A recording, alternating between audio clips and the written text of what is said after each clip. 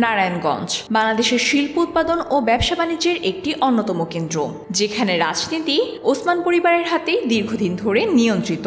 শামীম ওসমান ও সেলিম ওসমান এই দুই প্রভাবশালী সদস্যের রয়েছে প্রায় ৫,০০০ কোটি টাকার সম্পদ। তাদের ব্যবসা বিভিন্ন খাতে বিস্তৃত, গার্মেন্টস, শিপিং, পরিবহন, আবাসন সহ নানা ক্ষেত্রে তারা শক্তিশালী। তবে ২০২৪ সালের ৫ই আগস্ট ছাত্র জনতার অভ্যুত্থানের পর শেখ হাসিনা সরকার পতনের আগেই ওসমান পরিবার দেশ ছেড়ে পালিয়ে যায়।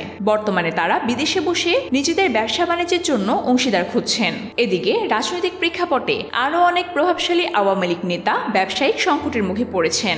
গোলাম দাস্তগীর গাজী, যিনি পাট ও বস্ত্র মন্ত্রণালয়ের দায়িত্বে ছিলেন, তার বেশ কিছু কারখানা অভ্যুত্থান পরবর্তী সময়ে পুড়িয়ে দেওয়া হয়েছে, আর বাকি কারখানাগুলো বন্ধ রয়েছে।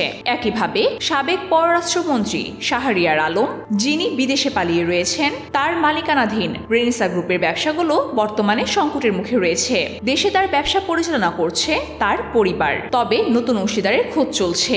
এছাড়া আওয়ামী লীগের আরও একাধিক নেতা যেমন আবু জাফর মোহাম্মদ শফিউদ্দিন শামীম এবং তাজুল ইসলাম সহ আরও অনেকেই তাদের ব্যবসা পরিচালনার জন্য নতুন অংশীদার খুঁজছেন। ব্যবসায়িক সংকটের কারণে অনেক প্রভাবশালী প্রতিষ্ঠানগুলো টিকে থাকতে পারছে না এবং তারা বিভিন্ন রাজনৈতিক ও ব্যবসায়িক দলগুলোর নেতাদের সঙ্গে যুক্ত হতে চাইছেন।